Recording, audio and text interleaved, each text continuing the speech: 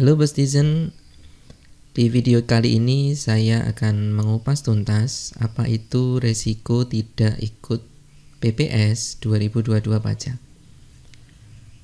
Nah, untuk menjelaskan resiko tidak ikut PPS ini memang tidak gampang ya, terutama kepada Anda yang belum mengerti konsep perpajakan di Indonesia itu seperti apa. Tapi saya akan berusaha sesederhana mungkin menjelaskannya ini kepada Anda.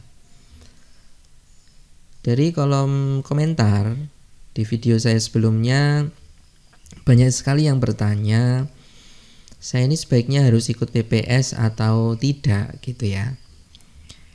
Nah, sebenarnya untuk menjawab pertanyaan ini tidaklah mudah. Harus dilihat Anda itu bekerja dari kapan, kemudian nilai harta yang Anda miliki itu besarnya berapa, atau dengan kata lain harus dilihat historisnya. Dan yang bisa melihat historis kewajiban perpajakan Anda itu adalah AR atau akun representatif yang ada di KPP Anda. Merekalah yang bisa melihat track record Anda, data-data Anda sudah bayar pajak apa saja, maka itulah yang bisa memberikan gambaran yang utuh kepada Anda. Namun, saya akan memberikan satu prinsip bahwa yang seharusnya ikut program PPS ini, terutama skema 2 ya, itu adalah Anda wajib pajak yang tidak patuh. Tidak patuh itu sederhana sekali kok melihatnya. Coba Anda lihat diri sendiri, apakah Anda ini sudah punya NPWP tetapi sebenarnya punya penghasilan? Ya, saya ulangi, tidak punya NPWP dan punya penghasilan, otomatis tidak membayar pajak kan? Nah, itu Anda masuk kategori tidak patuh. Lalu punya NPWP, punya penghasilan, tapi nggak pernah bayar pajak. Itu juga tidak patuh. Atau punya NPWP, punya penghasilan, tetapi membayar pajaknya masih tidak benar. Masih dikecil-kecilkan. Anda itu juga masuk kategori WP tidak patuh. Nah, seharusnya wajib pajak yang tidak patuh inilah yang ikut PPS pajak 2022, terutama adalah skema yang kedua. Nah, kebalikannya wajib pajak yang sudah patuh kewajiban perpajakannya ya tidak ikut PPS ya tidak apa-apa. Tetapi yang dinamakan patuh atas kewajiban perpajakan itu ada dua ya untuk pajak pemerintah pusat. Yang pertama adalah pajak penghasilan, dan yang kedua adalah pajak pertambahan nilai bagi Anda yang seharusnya itu sudah menjadi pengusaha kena pajak menurut Undang-Undang PPN. Jadi ketika PPh dan PPN sudah Anda bayar sesuai ketentuan, sebenarnya Anda tidak ikut program pengungkapan sukarela tahun 2022 ini ya tidak apa-apa. Tapi ketika Anda ingin ikut, ya juga boleh-boleh saja. Oke, ketika Anda sudah memutuskan teman-teman ya, apakah Anda itu akan ikut program pengungkapan sukarela atau tidak, dan ketika Anda sudah memutuskan untuk ikut, maka tidak usah Anda permasalahkan lagi penghasilan saya berapa, kemudian saya ini sudah bayar pajak atau belum. Ketika Anda sudah firm mau ikut program PPS, maka langkahnya Anda harus membuat daftar aset Anda dan juga hutang Anda per akhir tahun 2020.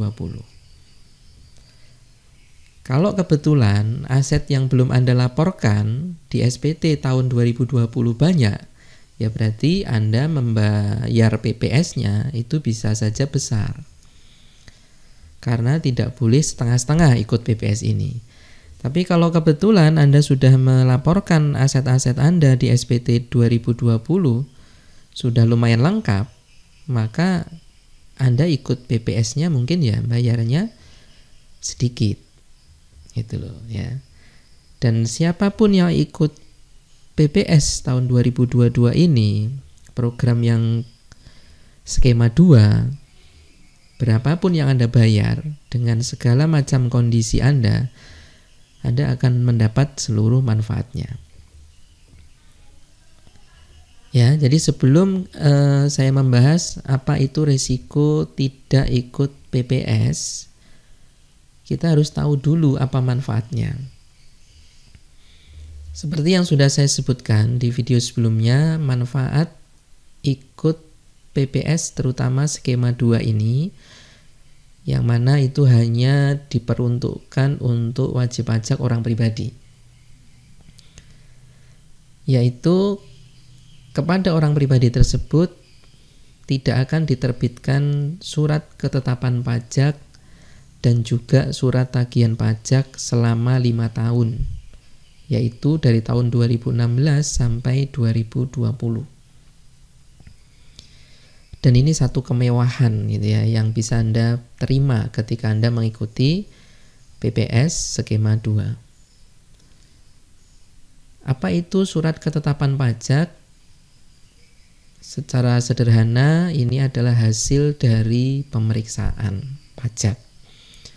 Sedangkan surat tagihan pajak ini adalah produk hukum dari KPP, hasil dari penelitian yang dilakukan oleh account representatif. Jadi bedanya apa? Pemeriksaan itu Anda akan diminta rekening koran, dicek arus kas masuk dan arus kas keluar. Dan itu ada surat perintah pemeriksaannya. Kalau penelitian itu merupakan tugas sehari-hari dari Fiskus atau petugas pajak yang ada di KPP. Apa yang dilakukan penelitian? Ya banyak sekali. Secara umum adalah kewajiban perpajakan Anda. Nah, ketika kita sudah tahu manfaatnya, maka resiko ini sebenarnya kebalikan dari manfaat yang diperoleh. Tapi sebelumnya saya akan menjelaskan dulu ya gambaran dari pemeriksaan dan penelitian tadi. Risiko tidak ikut PPS pajak 2022 ini adalah Anda bisa dilakukan pemeriksaan dan juga penelitian selama 5 tahun ya, dari tahun 2016 sampai 2020. Oke. Penelitian itu tadi saya sudah sebut hasilnya itu adalah surat tagihan pajak. Contohnya ya, dari hasil penelitian Anda diketahui telat membayar pajak.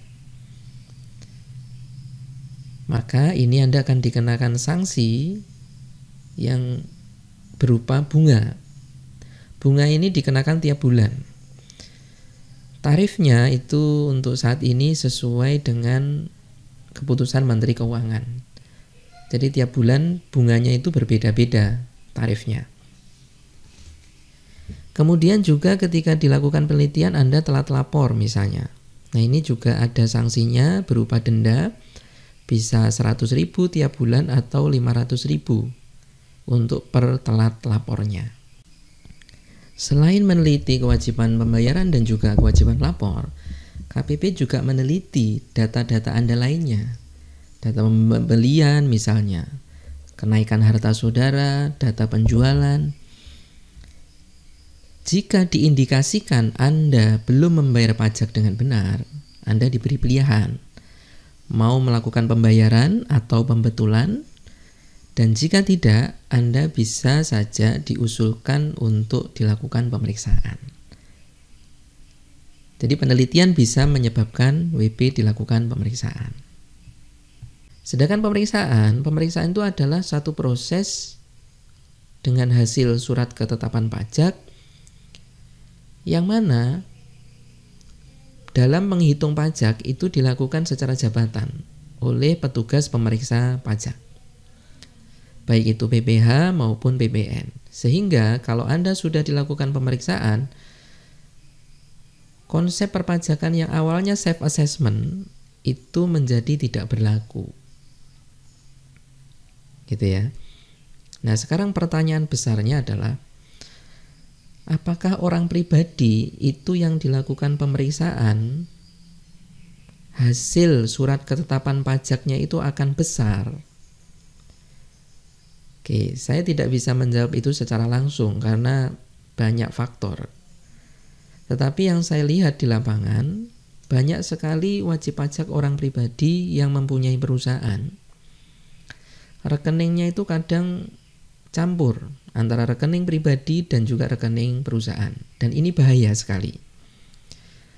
Ketika dilakukan pemeriksaan dan Anda tidak bisa menjelaskan ini uang dari mana, itu bisa berakibat bahaya. Banyak juga yang saya jumpai orang pribadi yang mempunyai usaha tetapi tidak memiliki pencatatan maupun pembukuan. Ini juga menurut saya riskan sekali ketika dilakukan pemeriksaan.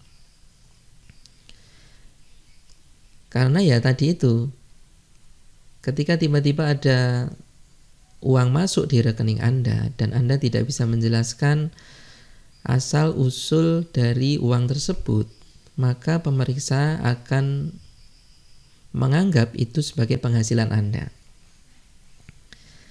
Dan penghasilan yang sifatnya umum biasanya yang dipakai oleh pemeriksa. Dan ketika penghasilan itu sifatnya umum akan dikenai pajak yang tarifnya progresif. Gitu ya. Sehingga banyak sekali yang saya jumpai wajib pajak orang pribadi dilakukan pemeriksaan, hasil pemeriksaannya itu besar sekali. Besar sekali surat ketetapan pajaknya. Walaupun ketika itu Anda mempunyai catatan atau pembukuan sehingga menjelaskan asal-usul uang itu dengan jelas, bisa saja hasil pemeriksaannya tidak sebesar ketika Anda tidak bisa menjelaskan asal-usul penghasilan tersebut.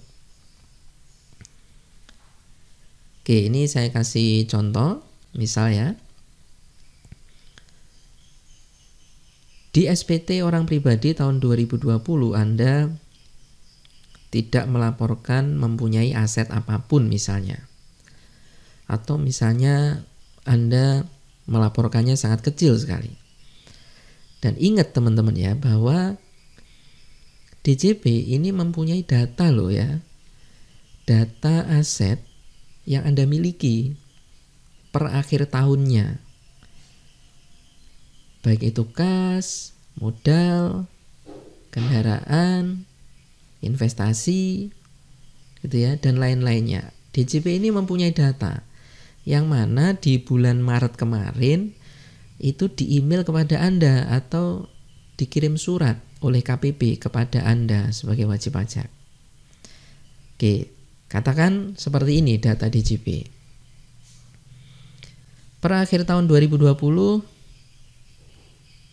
wajib pajak Toha misalnya mempunyai kas 1 miliar dan mobil yang nilainya 254 juta.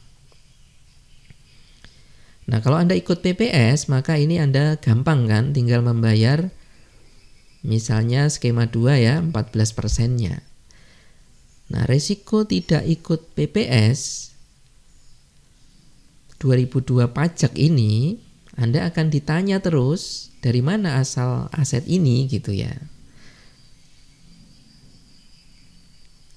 Dari mana asal asetnya?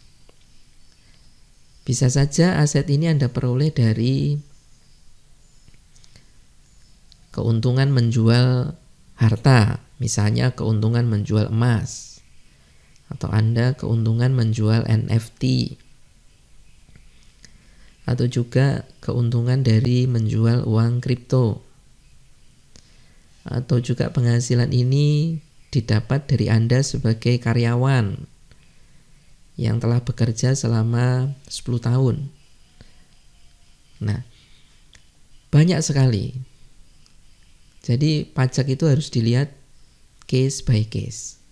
Nah, misalnya nih ya, misalnya dari sejumlah aset ini Anda tidak bisa menjelaskan dengan gamblang kepada petugas pajak asal dari kas dan juga mobil ini. Kan Anda tidak bisa menjelaskan yang sebenarnya penghasilan itu didapat dari keuntungan menjual NFT atau keuntungan menjual kripto misalnya ya. Untuk tahun 2020 keuntungan menjual harta dari NFT atau kripto itu penghasilannya dikenakan pajak yang sifatnya umum. Sehingga penghasilan tersebut misalnya 1.254.000.000 dalam 1 tahun ya. Cara ngitungnya adalah dikurangi dengan PTKP. Misalnya single itu 54 juta. Ketemu angka 1,2 miliar, maka berapa pajak yang harus saya bayar? Dari 1,2 miliar tadi itulah penghasilan kena pajaknya. Dan ini dikenakan tarif progresif mulai dari 5% sampai dengan 30% untuk tahun pajak 2020 misalnya ya teman-teman ya. Oke, 5% itu dikalikan 50 juta. Kemudian 15% itu dikalikan 15% kali 200 juta ya. Kemudian 25% kali 250 juta. Dan 30% dikalikan 700 juta. Sehingga 50 ditambah 200 ditambah 250 ditambah 700 juta itu hasilnya 1,2 miliar. Dengan catatan,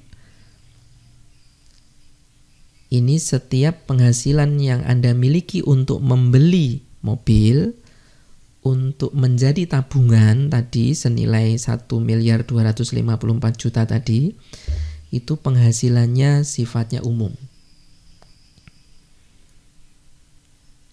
Atau dengan kata lain, Anda tidak bisa menjelaskan asal-usulnya. Ya. Coba Anda hitung berapa pajaknya itu, saya yakin besar sekali hasilnya.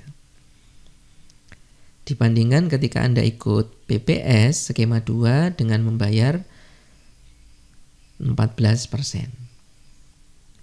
Oke, misalnya ini ya.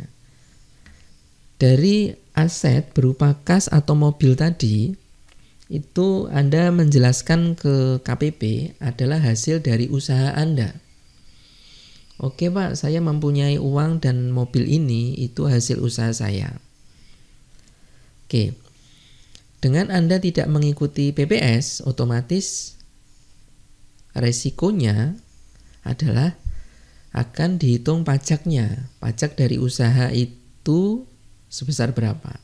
Oke, misal ya, setelah dicek omset bruto ternyata hasil usaha Anda adalah 6 miliar. Berapa pajak penghasilan yang harus dibayar ketika omsetnya 6 miliar?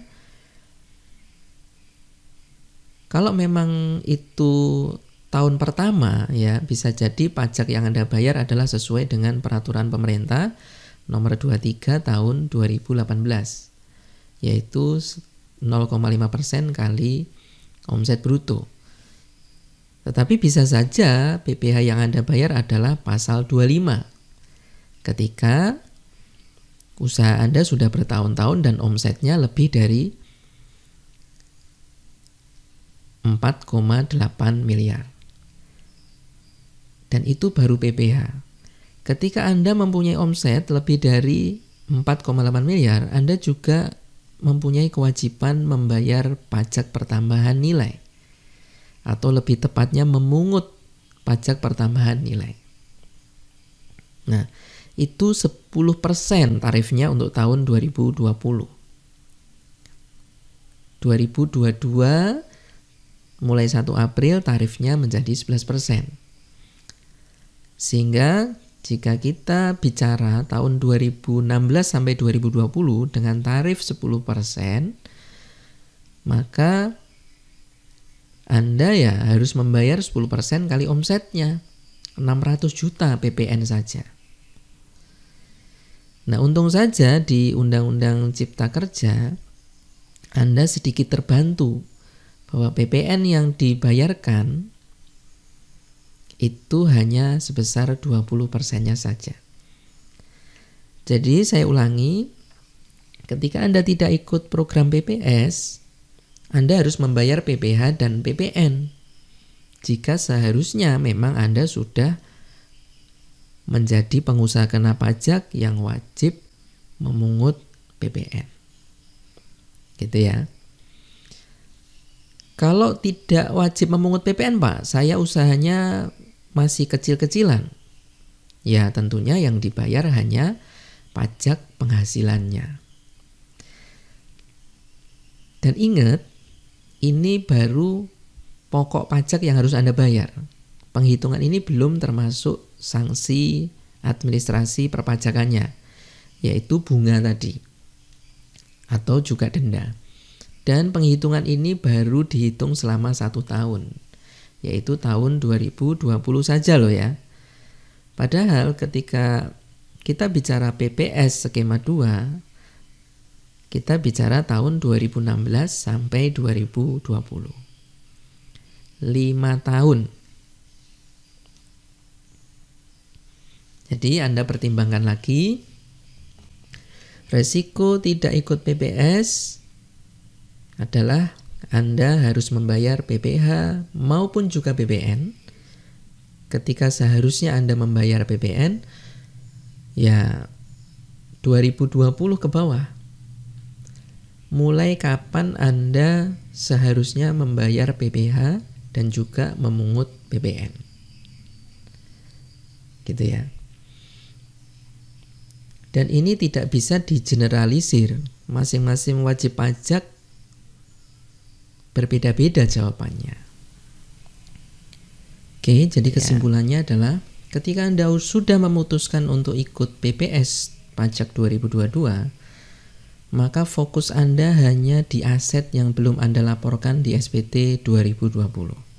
Dan itu tidak boleh setengah-setengah.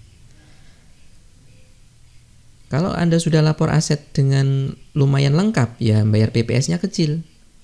Kalau belum, bayar PPS-nya bisa jadi banyak.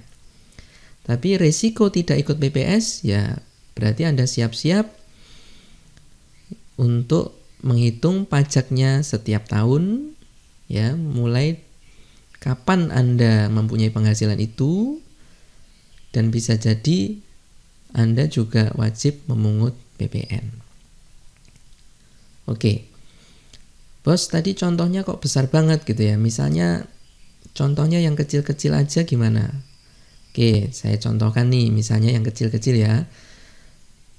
Misal di SPT 2020 harta Anda 0. Nah ini kalau ikut PPS main besar nih karena harta yang saya laporkan masih 0. Kemudian data DJP ada data mobil yang Anda miliki sebesar 280 juta. Mendingan saya ikut PPS atau tidak? Dan apa resikonya jika tidak ikut PPS? Oke, ya penghitungannya pada dasarnya ya sama seperti tadi. 280 juta ini penghasilan untuk membeli mobilnya ini, ya saya ulangi, penghasilan untuk membeli mobilnya ini dari mana? Kalau Anda tidak bisa menjelaskan dari mana asal-usulnya, maka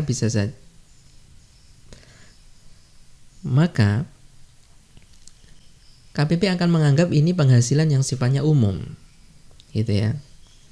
Penghasilan yang sifatnya umum, pajaknya adalah penghasilan 280 juta, ya, PTKP-nya adalah 72 juta misalnya ya. Ini PTKP Anda sudah menikah dan anaknya 3 atau tanggungan 3. Sehingga ketemu angka 208 juta. PPh-nya Sama seperti tadi, ya cara ngitungnya.